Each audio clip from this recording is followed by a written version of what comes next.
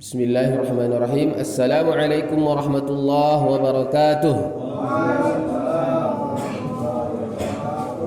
Alhamdulillah wassalatu wassalamu ala Rasulillah wa ala alihi wa sahbihi wa mawalah. Amma ba'd. Segala puji hanya milik Allah, salawat dan salam kepada baginda Rasulullah sallallahu alaihi wasallam. Kita terus berdoa kepada Allah Subhanahu wa taala agar Allah menjadikan kita orang yang sukses, orang yang beruntung dunia akhirat. Amin. Amin ya rabbal alamin. 4 ciri orang yang sukses, orang yang beruntung dunia akhirat. Yang pertama adalah orang yang terus mempelajari agama Allah sehingga meningkatlah imannya. Yang kedua, berusaha mengamalkan apa yang dia pelajari. Yang ketiga, tidak lupa juga mengajarkannya kepada orang lain, mendakwahkan apa yang dia pelajari dan apa yang sudah dia amalkan, diajarkan kepada orang lain dalam bentuk amar ma'ruf nahi mungkar, saling menasihati. Kemudian yang keempat adalah sabar dan istiqamah terus seperti itu sampai ajal menjemput. Ini adalah intisari dari surah Al-Asr. Surah Al-Asr. Semoga kita termasuk dari orang yang beruntung, sukses dunia akhirat. Amin. Amin amin ya rabbal alamin. Baiklah bapak-bapak, orang tua kami yang kami muliakan, para hadirin yang dimuliakan oleh Allah Subhanahu wa taala. Hari ini kita tidak melanjutkan pembahasan kita tentang sunnah-sunnah harian, tapi kita ingin membahas sedikit tentang informasi yang berkembang.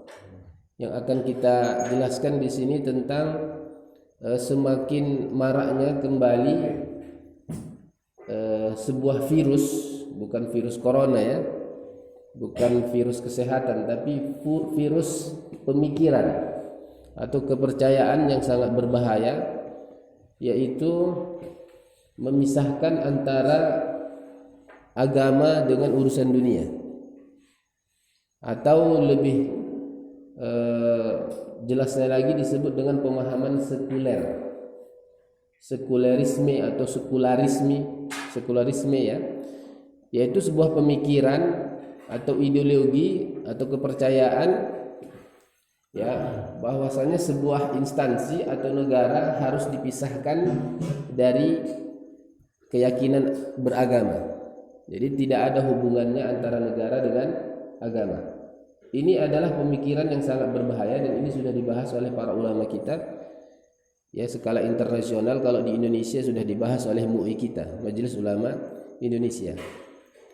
Jadi pemikiran ini sangat berbahaya, dan kalau skala internasional ya, itu sudah nampak kembali muncul ya. Kalau di Indonesia ini kembali lagi muncul. Dulunya seperti itu ya, dulunya seperti itu, pemisahan antara agama dengan negara. Kemudian nanti setelah perjuangan dimasukkanlah itu dalam poin undang-undang ketuhanan yang Maha Esa, ada kepercayaan agama. Cuma nanti dalam pelaksanaannya tidak juga begitu ya. Jelas-jelas ada pemisahan di situ. Tapi yang paling nampak sekarang ini adalah pada tahun 2019-2020 ini. Bagaimana perumusan undang-undang itu sudah tercium para ulama kita, sudah mulai kembali ingin dipisahkan ya, hubungan agama ini dipisahkan dari negara. Itu bisa kita lihat seperti undang-undang yang ditawarkan seperti undang-undang HIP, kemudian nanti ada undang-undang Ciptaker. Jadi itu sudah dibahas oleh para ulama kita. Bagaimana peran agama itu nanti tidak dibawa dalam urusan bernegara atau instansi atau lembaga, dengan mengatakan misalnya udah cukup agamamu di rumah saja atau di musolamu, di masjidmu, jangan bawa agamamu di perusahaan, jangan bawa agamamu di bisnis. Nah, seperti itu. Ini sangat berbahaya ini. Nah, dan hari inilah yang akan kita bahas. Ya, kita akan bahas tentang betapa pentingnya peran agama dalam kehidupan pribadi, berkeluarga, bermasyarakat, berbangsa, bernegara, bahkan dalam skala internasional untuk alam semesta. Nah, ini akan kita bahas. Kalau di negara barat sana, di negara-negara Katolik atau Kristen itu terjadi pemisahan antara negara dengan agama itu wajar. Itu wajar. Kenapa? Karena agamanya bukan agama yang hak, bukan agama yang sahih, bukan agama yang berkeadilan, tetapi agama yang sudah bercampur aduk dia antara yang benar dengan yang batil, sehingga kezolimannya lebih banyak. Sehingga kalau itu ada pada sebuah negara, maka kezoliman akan mengkhususkan orang-orang yang beragama saja. Itu terjadi di Eropa. Itu kan abad ke-18 itu muncul. Ide seperti itu abad ke-18 dan itu di dunia barat. Karena mereka merasa dengan agama masuk ke sebuah negara, negara tidak bisa memiliki hak untuk mengembangkan negaranya kecuali dapat izin dari gereja. Nah, masa itu seperti itu. Sehingga terjadi kelambatan dalam meningkatkan sebuah negara. Begitu. Nah, untuk itu mereka mengadakan saurah, namanya revolusi, bagaimana negara itu tidak ada hubungannya dengan agama gitu. Sehingga menjadi kuatlah negara itu karena secara asal seperti misalnya agama Kristen itu sangat bertentangan dengan ilmu pengetahuan. Sangat bertentangan dengan ilmu pengetahuan. Jadi hanya doktrin-doktrin tanamkan. Lalu kalau ditanya nggak boleh ditanya. Kenapa Tuhan beranak? Kenapa Tuhan punya istri? Nggak boleh ditanya. Sedangkan itu bertentangan dengan fitrah, bertentangan dengan ilmu pengetahuan, begitu ya. Nah, kemudian dalam ajaran-ajaran agama mereka bertentangan sehingga membuat mereka merasa terzolimi dan mereka ingin dijauhkan negara itu dari agama. Tidak ada peran agama dalam negara. Nah, sehingga muncullah pemahaman sekuler itu dan itu masuk ke dunia Islam. Maksudnya ke negara Islam. Nah, lain halnya dengan agama Islam. Agama Islam itu agama yang adil. Agama Islam itu agama yang lengkap. Agama Islam itu agama yang sempurna. Semua aturan di dalam agama Islam itu ada. Semua masalah ada dalam agama Islam. Maka tidak cocok pemahaman ini dibawa ke negara Islam. Tidak cocok. Kenapa? Karena dengan agama Islam itulah akan menjadi negara itu menjadi adil, menjadi sejahtera seperti itu. Karena aturannya itu memang asli dari Allah Subhanahu wa taala. Seperti itu. Nah, inilah yang akan kita bahas ya. Yang mudah-mudahan kita berdoa kepada Allah Subhanahu wa taala agar kita semakin meningkat ya, agar semakin meningkat keimanan kita, keyakinan kita kepada agama Islam tanpa ada keraguan sedikit pun. Ini yang akan kita bahas.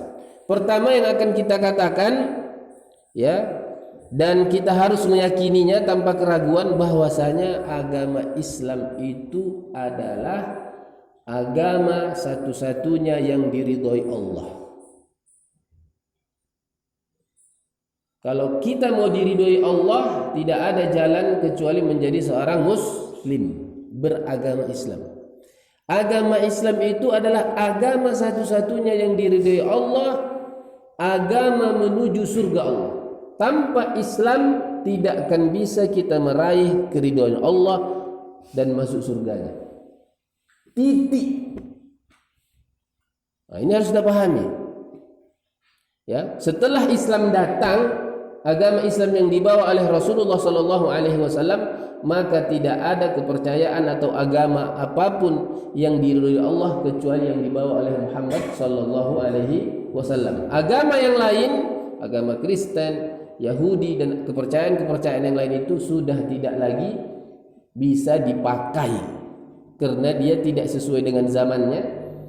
Ya, kemudian sudah banyak di dalamnya itu pemalsuan-pemalsuan, ya, kebatilan-kebatilan. Maka Allah telah memilih agama Islam yang dibawa oleh Muhammad SAW sebagai penutup semua agama. Bahkan Rasulullah sebagai penutup Rasul, penutup Rasul. Sehingga karena dia adalah penutup Rasul, penutup agama, maka agama yang lain itu tidak lagi diridhoi Allah, hanya Islam. Kemudian Rasulullah Shallallahu Alaihi Wasallam itu diberikan agama yang lengkap supaya dia tetap sesuai sampai akhir zaman, cocok pas dia, relevan, kapanpun dan dimanapun agama itu bisa diterapkan. Nah, itu dia. Karena dia menutup dan jaraknya jauh. Bahkan kalau kita perhatikan dari zaman Rasulullah sampai sekarang, ya, Itu dari hijriahnya saja sudah 1442 sekarang. 42 ya. 42 hijriah. Sudah 14 abad lamanya masih tetap Islam itu bisa diterapkan, relevan dimanapun dan kapanpun. Karena memang Allah telah menentukan seperti itu. Islam itu agama yang lengkap, agama yang sempurna, sehingga tidak perlu lagi nanti ada penambahan, ada pengurangan.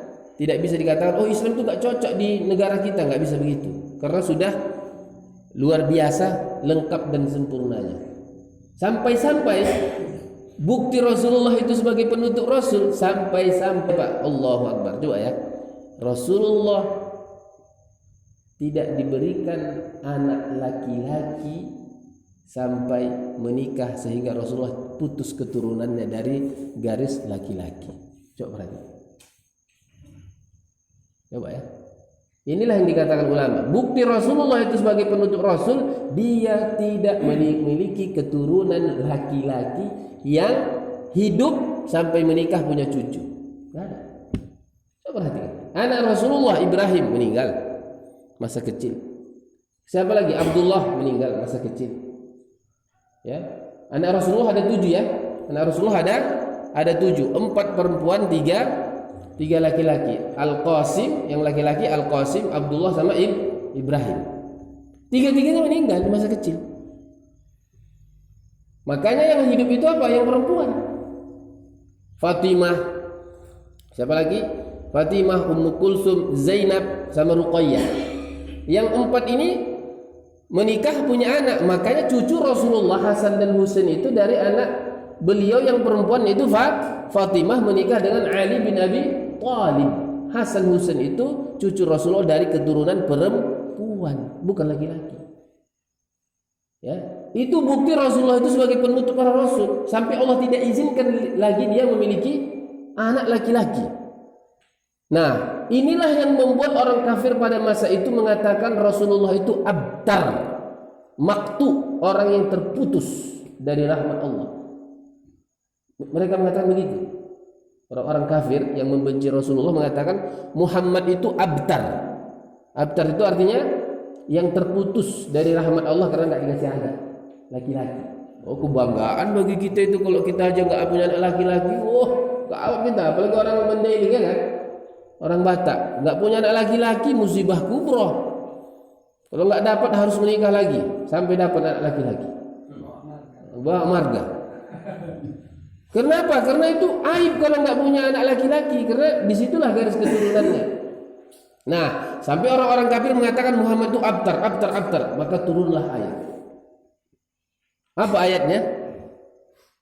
Inna a'tainakal kautsar fasalli li rabbika wanhar inna syani'aka huwal abtar.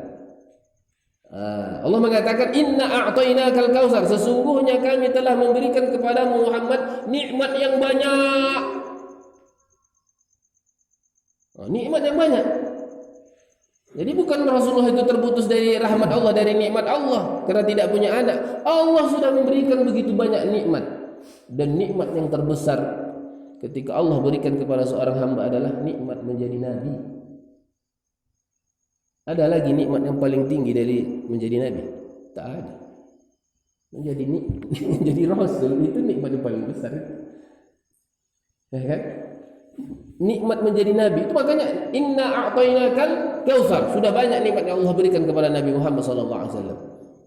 Nah, kemudian apa? Fasalli li rabbika wanhar, maka salatlah untuk Tuhanmu dan berkurbanlah. Kemudian inna syani'aka huwal abtar, dan sesungguhnya orang yang membenci Muhammad itulah orang yang terputus dari rahmat Allah. Nah, jadi bukan orang yang enggak punya anak laki-laki yang terputus dari rahmat Allah. Nah, jadi jangan bilang nanti yang enggak punya anak laki-laki, oh kau udah terputus kau dari rahmat Allah. Jangan. Ya, jangan bilang begitu. Ya. Kau udah berapa tahun menikah? 10 tahun enggak punya anak laki-laki. Abtar kau kan. Jangan. Ini.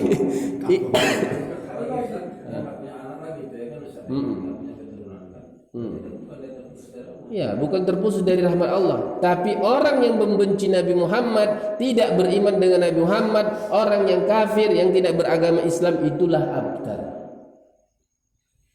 selama kita menjadi orang muslim, taat kepada Allah, walaupun bagaimanapun kondisi kita, kalau sudah menikah nggak punya anak, kita tetap tersambung rahmat kepada Allah Subhanahu wa taala. Oke. Jadi yang harus kita yakini bahwasanya agama Islam itu adalah agama yang satu-satunya yang diridhai Allah dan jalan menuju surga. Akan kita sebutkan dalilnya. Walaupun sudah pernah kita bahas yang lalu, tapi kita agak sedikit membahas tentang perkembangan zaman sekarang ya. Dalam surah Ali Imran Allah mengatakan innad dina indallahil Islam. Sesungguhnya agama yang diridhai Allah itu adalah agama Islam. Ini surah Ali Imran ayat 19. Ini jelas innad dina indallahil Islam. Sesungguhnya agama yang diridhai Allah itu adalah agama Islam. Yang kedua, lebih tegas lagi, surah Ali Imran ayat 85. Wa man yabtaghi ghairal islami dinan falan yuqbala minhu wa huwa fil akhirati minal khasirin. Barang siapa yang mencari agama selain agama Islam untuk dia peluk, maka tidak akan diterima darinya amalnya, apapun yang dia kerjakan, apapun yang dia lakukan. Dan kelak dia di akhirat termasuk dari orang yang merugi, karena dia tidak dimasukkan ke dalam ridho Allah, tidak dimasukkan ke dalam surga, tapi dicampakkan ke dalam api neraka. Ini ayat ini jelas sekali, ini surah Ali Imran ini ayat 85 jelas. Barang siapa yang mencari agama selain agama Islam, nggak ada keriduan baginya. Nah, kemudian lebih jelasnya lagi ayat surah Ali Imran ayat 102, dan ini selalu dibaca pada khutbah Jumat. Selalu dibaca pada khutbah Jumat. Jadi kan ada namanya khutbatul Jum'ah itu yang sering dibaca, itu di antaranya ayat yang sering dibaca itu adalah ya ayyuhalladzina amanu taqullaha haqqa tuqatih wa la tamutunna illa wa antum muslimun. Hai orang-orang yang beriman, bertakwalah kalian kepada Allah Subhanahu wa taala dengan sebenar-benarnya takwa. Betul-betul bertakwa, jangan ecek-ecek gitu. Betul-betul bertakwa, melaksanakan perintah Allah, jauhi larangannya. Kemudian apa? Wala tamutunna, janganlah kalian sekali-kali mati. Enggak boleh mati kecuali illa wa antum muslimun, kecuali kalian dalam keadaan muslim. Betul-betul menjadi orang yang muslim, beragama Islam, tapi betul-betul gitu maksudnya. Bukan hanya beragama Islam. Artinya kalau dia hanya beragama Islam, tidak mengamalkan agama Islam, tidak betul-betul menjadi muslim, tetap juga itu masuk neraka. Hanya saja nanti tidak kekal ya. Tidak kekal. Cuman itulah, masuk ke neraka dicuci dulu kan agak susah juga itu kan, masalah juga itu. Nah, tetapi dia di situ Allah mengatakan illa wa antum muslimun, kecuali kalian beragama Islam dan betul-betul menjadi seorang muslim. Apa masalahnya kalau kita tidak beragama Islam? Tidak mendapatkan ridha Allah. Apa masalahnya kalau kita tidak menjadi seorang muslim? Tidak mendapatkan ridha Allah, tidak masuk surga, berarti masuk neraka. Hadis yang sahih diriwayatkan oleh Imam Muslim tanpa diragukan lagi kesahihannya. Rasulullah mengatakan wallazi nafsu Muhammadin biyadihi ma min ahadin min hadhil ummah la yasma'u ahadun min hadhil ummah yahudiyyun wala nasraniyyun thumma yamutu wa lam yu'min bima ursiltu bi illa kana min ashabin nar. Rasulullah mengatakan demi yang jiwa Muhammad di tangannya, maksudnya demi Allah. Rasulullah bersumpah. Ingat Pak ya, kalau Allah Subhanahu wa taala bersumpah dalam Al-Qur'an, kemudian Rasulullah bersumpah dalam hadisnya, itu menunjukkan ada orang yang ragu. Ada orang yang ragu. Karena di antara informasi yang kita mau sampaikan itu ada orang yang ragu kan. Supaya dia yakin, kita buat apa? Sumpah kan? Misalnya kalau ada orang misalnya, semalam kau kesana enggak? Enggak percaya. Iya betul. Sumpah. Nah, kan begitu ya kan. Demi Allah gitu kan. Kalau enggak mati aku gitu kan. Itu sumpah itu menegaskan sebuah informasi bahwasanya itu benar-benar tanpa keraguan.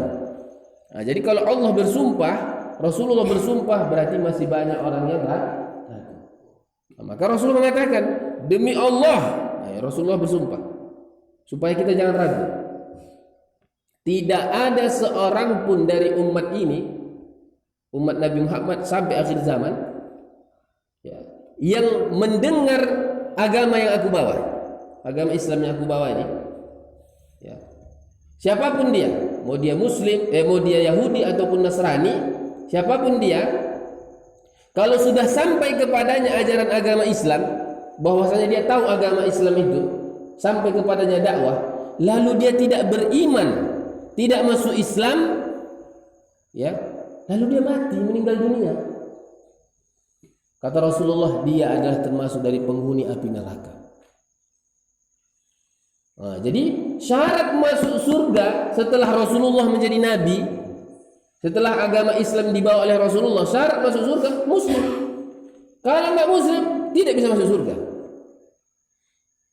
Itu syaratnya.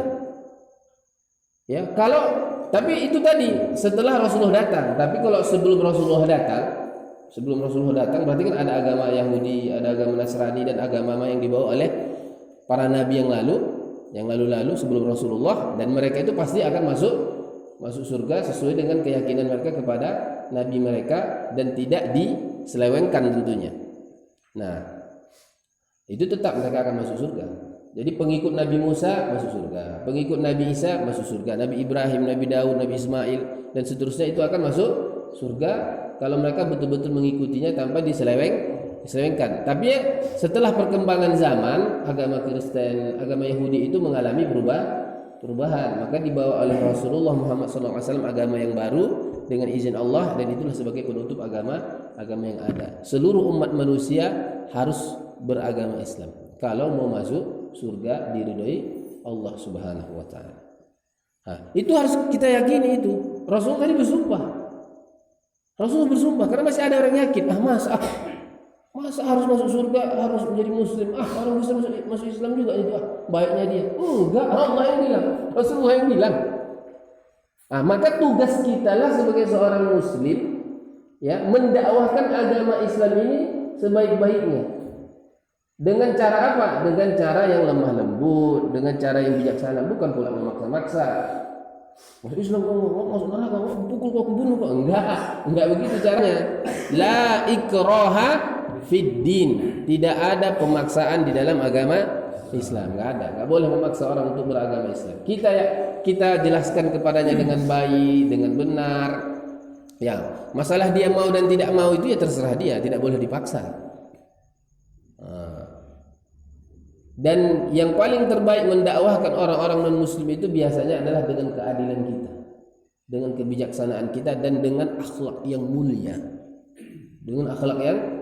mulia. Untuk itu musuh-musuh Islam yang tidak suka dengan Islam, dia akan memperburuk citra Islam itu dengan misalnya memberikan label-label buruk kepada Islam dan orang-orang muslim. Seperti misalnya dikatakan Islam itu teroris, Muslim itu kejam, radikal, ekstremis, entah apa itu. Jadi diperburuk citra Islam itu, diperburuk orang-orang Muslim itu. Awas yang berjenggot-jenggot itu teroris, gitu kan? Yang bercadar itu teroris. Itu sebenarnya siapa yang membawa itu? Yang membawa perkataan seperti itu dari musuh-musuh Islam itu, agar orang-orang non-Islam atau orang Islam itu sendiri sesama mereka membenci mereka. Ini dimunculkan virus-virus seperti ini. Tapi alhamdulillah mereka tidak berhasil. Semakin ditekan Islam, semakin naik dia. Itu kata ulama seperti itu. Islam itu tidak boleh ditekan-tekan. Kalau ditekan dia, dimusuhi dengan keras, dengan kuat, Islam itu akan semakin, ya, karena dia di backing oleh Allah Subhanahu wa taala. Ya, Allah tak ridho. Jadi sehingga apa yang terjadi? Ya, sehingga yang terjadi itu orang-orang non-muslim yang tidak mengenal agama Islam, ketika dikatakan Islam itu teroris, malah apa? Penasaran. Sampai-sampai ada Syekh Muhammad Al-Arifi, dia cerita. Itu sekitar 10 tahun yang lalu lah itu ya. Jadi dia berdakwah di Amerika. Jadi sebelum itu dia berdakwah masih banyak orang-orang yang non-muslim. Tapi begitu banyak orang non-muslim, dia tanya, kok banyak orang yang sudah banyak mempelajari Islam? Karena itu tadi berita-berita yang disampaikan itu Islam itu teroris, Islam itu radikal, Islam itu pengebom, apa begitu, sehingga orang penasaran gitu kan. Apa yang terjadi? Mereka pelajari, kan mereka punya akal, punya pikiran, kan mereka tahu mana yang benar, mana yang salah, mana hoax, ya, kan bisa membedakan itu. Sehingga begitu mereka pelajari, tertarik gitu kan. Ditambah lagi selama ini hidup mereka tanpa aturan, tidak ada ketenangan batin. Selama ini kalau dia susah, banyak masalah, kemana coba? Ke tempat hiburan kan, mabuk, minum sana. Terakhir tak juga tenang batinnya. Begitu dia temukan sebuah agama yang diajarkan di situ penuh dengan, sehingga apa, banyak yang masuk Islam. Oke. Itu dalil-dalilnya tadi ya, surah Ali Imran ayat 19, surah Ali Imran ayat 85 dan surah Ali Imran ayat 102. Kemudian ya, surah Al-Maidah ayat 3. Ini luar biasa ini ayat ini. Surah Al-Maidah ayat 3. Ayat ini turun di penghujung dakwah Rasulullah. Ya. Waktu Rasulullah melaksanakan haji wada, haji yang terakhir ya di padang Arafah, ya. Rasulullah mendapatkan wahyu turun ayat surah Al-Maidah ayat 3 ini. Ya, apa bunyinya? Di antara bunyinya, ayatnya panjang ya, tapi di antara bunyinya, al-yauma akmaltu lakum dinakum wa atmamtu alaikum ni'mati wa raditu lakumul Islam dinan. Hari ini kata Allah, telah aku lengkapkan untuk kalian agama kalian ini. Sudah lengkap. Tidak perlu ditambah, tidak perlu dikurang. Sudah lengkap dia, sudah sempurna. Sudah cocok untuk diamalkan. Ya, untuk diterapkan dimanapun dan kapanpun. Sudah lengkap dia. Kemudian wa atmamtu alaikum ni'mati, dan telah aku sempurnakan untuk kalian nikmatku. Jadi kata ulama, tidak akan mungkin nikmat kita ini sempurna tanpa agama Islam. Itu tidak akan mungkin. Karena nikmat itu ada nikmat jasadiyah, ada nikmat ruhiyah. Ada jasad, kan kalau kita makan kan nikmat kan. Itu nikmat jasadiyah. Ya, tapi ada nikmat ruhiyah namanya, ruh, ketenangan batin. Itu tidak akan mungkin kita raih kecuali dengan beragama Islam, betul-betul taat kepada ajaran agama Islam. Nah, kemudian Allah mengatakan wa raditu lakumul Islam dinan, dan aku telah ridho, aku rela Islam itu sebagai agama kalian. Kata ulama, barang siapa man la yarda bidinil Islam falan yardahullah. Barang siapa yang tidak ridho dengan agama Islam, maka Allah tidak akan meridhoinya. Karena letak ridho Allah itu ada pada agama Islam. Jadi menjadi seorang muslim syarat mendapatkan ridho Allah. Syarat mendapatkan ridho Allah adalah menjadi seorang muslim beragama Islam. Tanpa Islam Allah tidak akan meridhoinya. Karena Islam secara asal, Islam itu dari aslama yuslimu, Islam muslim. Artinya apa? Menundukkan diri, merendahkan diri, patuh dan tunduk kepada aturan Allah yang mendatangkan kedamaian, salam, kesejahteraan, assalamu.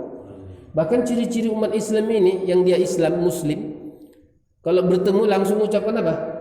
Assalamualaikum. Apa arti salam? Kesejahteraan, kedamaian, ya, keamanan, itu makna assalam. Jadi orang-orang muslim itu adalah orang-orang yang membuat orang lain itu tenang, tentram, sejahtera, bahagia, aman, sentosa. Bukan seorang muslim itu membuat orang takut gitu kan, membuat orang menjadi gelisah. Itu ada itu teroris, begitu. Jadi tidak begitu Islam itu. Nah, jadi ini sudah luar biasa ayat ini. Kalau kita pelajari ayat ini, ya, al-yauma akmaltu lakum dinakum wa atmamtu alaikum ni'mati wa raditu lakumul Islam dinan. Kita baca tafsir para ulama tentang ayat ini, kita akan temukan bahwasanya Islam ini sudah lengkap, sempurna. Apapun masalah dalam kehidupan pribadi, keluarga, bermasyarakat, berbangsa, bernegara, bahkan untuk seluruh umat manusia di alam dunia ini, di dunia ini skala internasional ada solusinya, ada pembahasannya, ada kajiannya. Nah, sehingga dalam bidang apapun sudah diatur dalam Islam. Dalam bidang apapun, pendidikan diatur dalam Islam, ya, pendidikan, apalagi kesehatan sudah ada dibahas. Bahkan yang paling dimusuhi pada akhir-akhir zaman ini, akhir-akhir masa kita ini, terutama abad 20 dan abad 21 ini adalah masalah kepemimpinan. Kalau bahasa yang enak tak enaknya itu politik maksud saya. Masalah kepemimpinan. Ya, masalah politik. Masalah politik itu ada enggak dibahas dalam Islam? Ada. Bahkan kitabnya dulu kita di pesantren kita baca itu. Kitabus Siyasah. Kitab tentang politik. Kitabul Imamah, kitab tentang bagaimana memimpin menjadi imam. Kitabul Khilafah. Itu dibahas. Makanya kita aneh kalau ada orang mengatakan begini. Aneh ya, aneh. Ustadz kok berpolitik? Ustadz kok berpolitik? Ini adalah ungkapan yang bisa benar, bisa salah. Bisa benar, bisa salah. Ya, Ustadz kok berpolitik? Pertanyaannya begini, maksudnya apa? Harus dijelaskan. Apa Ustadz nggak boleh berpolitik? Mutlak. Ini harus kita bahas. Ya, harus diperinci maksudnya. Kenapa? Karena dalam Islam ini, agama ini kan sempurna. Semua ada dibahas. Bahkan kalau kita mau baca kitab-kitab para ulama kita dalam bab fikih itu, ada kitab tentang politik. Bagaimana misalnya menjadi seorang pemimpin yang adil, bagaimana hak seorang pemimpin, ya, tentang kewajiban pemimpin, hak rakyat, kewajiban rakyat. Kemudian siapakah pemimpin yang harus kita pilih? Ya, mana yang tidak boleh kita pilih? Apa hukumnya memilih pemimpin yang kafir? Itu jelas itu dibahas dalam agama Islam itu. Nah, kalau maksudnya tidak boleh membahas seperti itu, salah betul. Misalnya di khutbah Jumat nggak boleh kita bahas nggak boleh. Masjid dibawa-bawa politik. Apa nggak belajar agama Islam apa? Dibahas dalam Islam itu. Makanya diperinci apa maksudnya Ustaz tidak boleh berpolitik, diperinci. Kalau maksudnya misalnya berkampanye misalnya kan, dijadikan masjid itu sebagai alat berkampanye, agama ini dijadikan alat untuk meraih kekuasaan, ya sepakat kita itu. Tak setuju kita itu. Ya, enggak setuju kita itu kan. Karena jangan jadikan agama ini sebagai alat politik, tapi jadikan politik sebagai alat memperjuangkan agama. Jangan dibalik, sama seperti harta. Harta itu jangan maksudnya gini, ketika kita mencari harta, jangan jadikan agama itu sebagai alat mencari harta. Kita jual agama untuk meraih harta. Harus dibalik. Dibalik, kita mencari harta untuk memperjuangkan agama. Kita berusaha berbisnis yang halal, nanti bisnis yang halal ini kita jadikan alat untuk memperjuangkan agama. Kita bangun sekolah, ya, kita biayai pendidikan, kita biayai pendidikan Al-Quran dan seterusnya, seperti itu. Jangan pula misalnya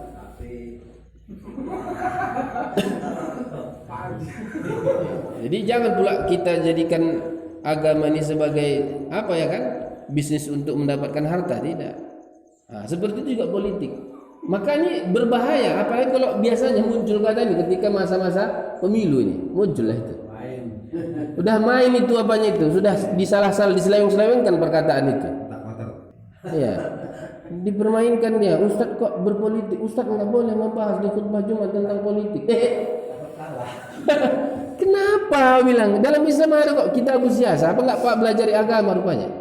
Kalau kita perhatikan Pak, semenjak abad 20, kita kan sekarang abad 21 ya. Kita masuk abad 21. Abad 20 berarti dari tahun 1901 itu kan sudah masuk abad 20. Nanti abad 21 dimulai dari tahun 2001. Abad 20 adalah abad kegelapan bagi kaum muslimin. Di mana-mana kita dijajah. Ya, negara-negara muslim dijajah.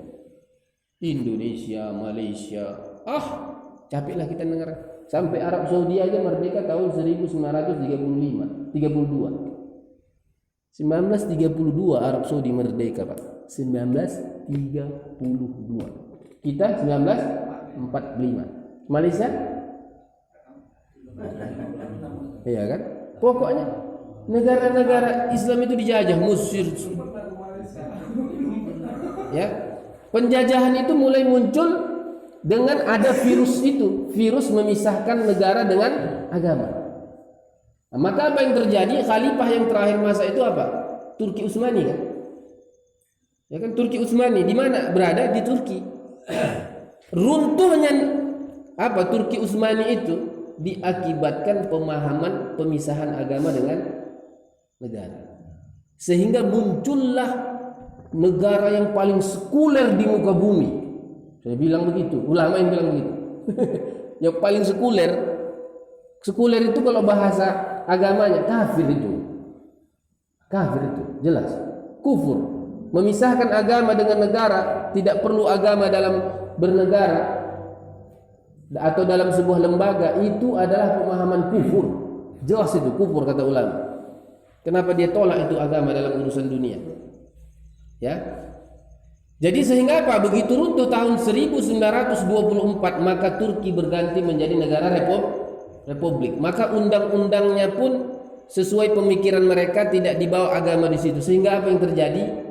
Dilarang berjilbab bagi seorang wanita. Kalau dia mau masuk menjadi pegawai negeri, bekerja di pemerintahan, tidak boleh berjilbab perempuan. Kemudian di negara itu bahkan sampai masjid ditutup. Allahu Akbar. Masjid ditutup. Hagia Sophia salah satu buktinya. Hagia Sophia itu ditutup lalu dijadikan apa? Museum. Lalu pada masa Erdogan ini dibuka kembali kan? Itu ditutup luar biasa. Bahkan dilarang suara azan. Allahu Akbar. Begitu runtuh Turki Utsmani menjadi negara republik, menjadi sekuler luar biasa, bahkan azan dilarang. Azan. Kalaupun boleh azan, dirubah menjadi bahasa Turki. Itu dibuat undang-undang negara itu sekuler. Tidak boleh urusan agama masuk dalam negara. Undang-undang. Barang siapa yang mengembalikan lagi nanti ya agama itu kepada negara, akan dikudeta oleh militer. Itu yang terjadi kan. Ada perdana menterinya, saya lupa tahun berapa dia itu masanya. Itu dikudeta gurunya Erdogan. Yang dia masa itu dia orangnya cinta dengan Islam. Lalu dia berusaha untuk mengembalikan ajaran Islam itu dengan membolehkan azan, membolehkan berjilbab. Apa yang terjadi, Pak? Dikudeta dia. Dikudeta, berhasil kudetanya, lalu dia disidangkan bertentangan dengan undang-undang negara, dikisos, dihukum mati, dipenggal, digantung mati. Oh iyalah, mati syahid. Perdana menterinya paling tertinggi kan, pemimpin paling tertinggi mati. Kenapa? Karena bertentangan undang-undang. Nah, maka Erdogan masa itu juga waktu dia tahun 2000-an itu dia menjadi gubernur Turki, Istanbul. Masa itu dia juga ada berjuang untuk itu. Terakhir masuk penjara dia.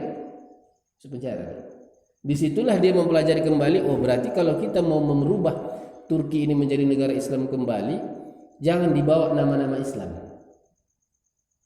Tapi dari dalam kita rubah undangnya di atas. Jadi cara terbaik merubah sebuah negara, undang-undangnya dirubah. Itulah yang dilakukan Erdogan semenjak tahun 2000-an. Sehingga begitu dia naik, undang-undang dirubahnya, dikembalikanlah lagi itu ajaran agama Islam itu. Tetap mengatakan sekuler tapi dia bilang kan negara sekuler tapi tidak memusuhi agama, dia bilang begitu. Dia tidak mau mengatakan Turki ini negara Islam. Kenapa? Bertentangan nanti dengan undang-undang. Dia bilang negara sekuler tapi tidak bertentangan dengan agama, begitu dia bilang. Tapi lama-lama dirubahnya undang-undang sehingga baru masa dialah istrinya baru boleh masuk ke kantor dinas. Karena kan istrinya berjilbab. Jadi masa dia menjadi pejabat negara, istrinya nggak bisa tinggal di rumah dinas. Karena termasuk syaratnya kan nggak boleh. Bayangkan istrinya nggak bisa masuk rumah dinas gara-gara berjilbab. Nah, maka diusahakan dirubah. Dan itu yang terjadi. Maka Turki sekarang berbeda dengan Turki yang lalu. Kalau dulu sekulernya ampun. Dari tahun 2000 ke bawah itu sekuler luar biasa Turki itu. Tapi sekarang dari tahun 2000 sampai tahun 2020 berapa nih? 20 sudah berubah negara Turki, balik menjadi Islami lagi. Dan ini yang ditakutkan oleh Rusia, oleh Cina, oleh Amerika, bahkan negara yang dekatnya Yunani, Prancis dan negara-negara penjajah yang lain itu. Itu mereka takutkan. Sedangkan di Indonesia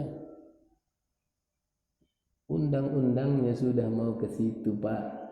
Itulah yang dibahas para ulama kita. Undang-undang HIP yang kemarin itu mau dirubah, itu ketuhanan yang Maha Esa itu. Sila yang pertama itu. Kemudian apa lagi? Undang-undang Ciptaker itu sudah jauh dari peran agama. Sampai-sampai kata ulama, MUI yang bilang, bukan saya kan. Kami kan bahas itu. Kalau disahkan undang-undang itu, nanti kalau orang yang berbisnis punya produk-produk itu tidak perlu lagi label MUI halal itu. Jadi kalau dia nanti mau jual apa nggak perlu lagi dapat label. Jadi kita kalau makanan lagu ini halal atau haram kan gitu. Dulu saja kata MUI, dulu kita ada hak untuk melabel itu. Jadi dia tidak boleh mengeluarkan produk itu kecuali dapat label halal dari MUI. Itu saja dulu bermasalah dalam hal apa? Pengontrolan. Maksudnya sudah diberikan label, lalu pengawasannya kan kurang maksudnya.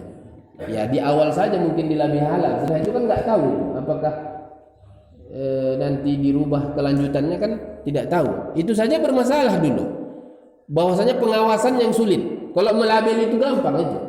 Datang sekali gini dipelajari apa materinya, apa bahan-bahannya, udah cap halal. Tapi pengawasannya setelah setahun, 2 tahun, 3 tahun, siapa yang mengontrol itu?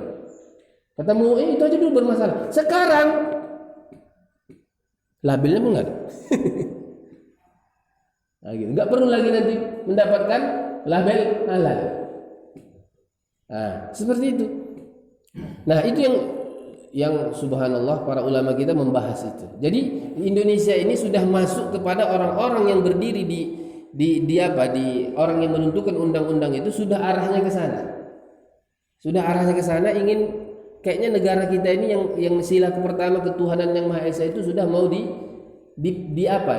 dirubah dia menjadi pemahaman berkebudayaan, kearifan lokal. Nah, seperti itu. Arahnya ke sana lah, tapi belum tahu kita titiknya sampai mana nanti ujungnya, wallahu a'lam. Tapi itulah sekarang para ulama kita mengatakan berarti perjuangan kita sekarang ini adalah disebut dengan perjuangan undang-undang. Maksudnya bagaimana nanti generasi kita ke depan itu menduduki posisi itu, merekalah yang menentukan undang-undang seperti yang dilakukan oleh negara-negara yang ingin kembali kepada agama Islam seperti di Turki. Nah, gitu.